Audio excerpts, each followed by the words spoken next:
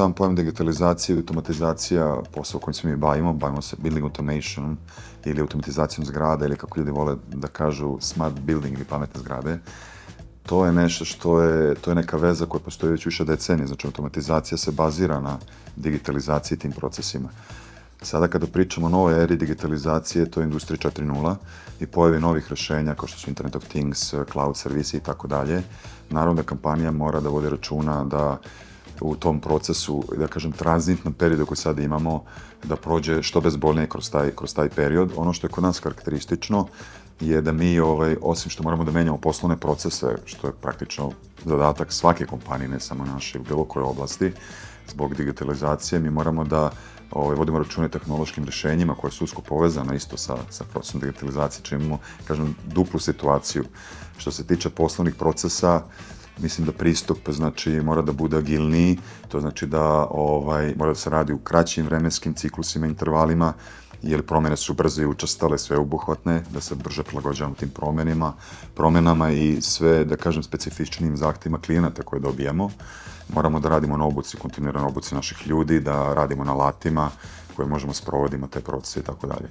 Što se tiče samog našeg poslovanja, tehnologije, znači kojom se bavimo, sigurno da moramo da vidimo kako tom digitalizacijom možemo da poboljšamo našu uslugu ka korisniku, šta je njemu potrebno, na koji način, a to je sigurno u optimizaciji potrošnje energije, prediktivnom nekom održavanju, znači pre nego što neka oprema uđe u kvar, da već ustanovimo da se nešto događa, ima neke anomalije u svom radu i da na taj način utičemo i svakako da odgovaramo na te specifične zahteve klijenata i obezbedimo što bolji taj centralni sistem nadzora i upravljanja. Nove tehnologije nam dozvoljavaju da imamo prediktivno održavanje, koje sam pomenuo. Nove tehnologije nam dozvoljavaju da radimo i taj fine tuning, znači u našim building manager sistemima ili centralnim sistemima nadzora i upravljanja. To znači da vidimo kroz digitalizaciju kako da poboljšamo svoju uslugu ka korisniku, kako da je praktično iskoristimo. To su kompleksnost, znači integracija drugih sistema naše sisteme. To je onako jedni kompleksni problemi koji treba da se rešavaju. Sigurno opet ta energetska efikasnost i sigurno je specifični zahtev klijenata koji su sve češći i sve učestaliji. Ako pričamo o tim specifičnim zahtevima, možda bih mogao da pomenem proizvodne pogone fabrika koje smo automatizovali, gde se traži veliki fokus na potrošnju energije, pošto su tu veliki potrošači u jednoj fabrici, pre svega optimizacije, znači rada HVAC sistema, kako mi zovemo heating, ventilation and conditioning, znači sistema grejanja i hlađenja, da mora se optimizuje potrošnja, rasveta, to je veliki potrošač i sad su tu neki kompleksni zahtevi. Nedavno smo imali sad automatizaciju poslovnog prostora kompanije Microsoft na Ušću 2 Puli. Najveći akcent je stavljen, da kažem, na kvalitet vazduha koji se ubacuje u prostorije. Znači, vodi se računa kvalitetu vazduha, ugljik dioksida, čestica u vazduhu, volatila, prašine, naravno temperatura i vlaga moraju da budu u odgovarajućem nivou, čak do nivoa buke, osvetljenosti na radnim površinama, stolovima, da kažem, zaposlenih. Specifični projekti koji smo imali su, na primjer, data centar u Kragujevcu, rekao bi kontrola leta, nova zgrada kontrolni toranj, znači na aerodromu Nikola Tesla.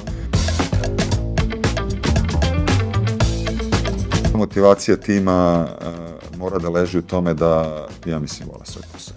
Pre svega, mislim da to je ključno.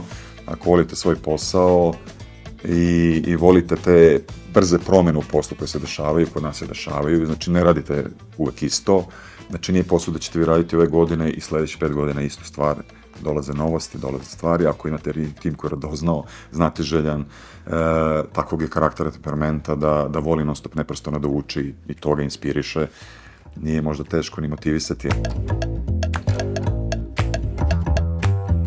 Najpre moraju budu znatiželjni, to je sigurno. Moraju biti spremni na brze promene, moraju biti spremni na kontinuirano učenje. Kod nas su brze promene u našim tehnologijama. Mislim da moraju imaju i taj neki određeni stepen razmišljanja, strateškog planiranja razmišljanja, jer nije to samo da rešim neki tehnički problem, morate razmišljati šta je konačni proizvod, da li će ta zgrada štedi energiju, kakav će biti komfort za korisnika, znači mnogo širu sliku da ima od samog rešavanja nekog tehničkog problema.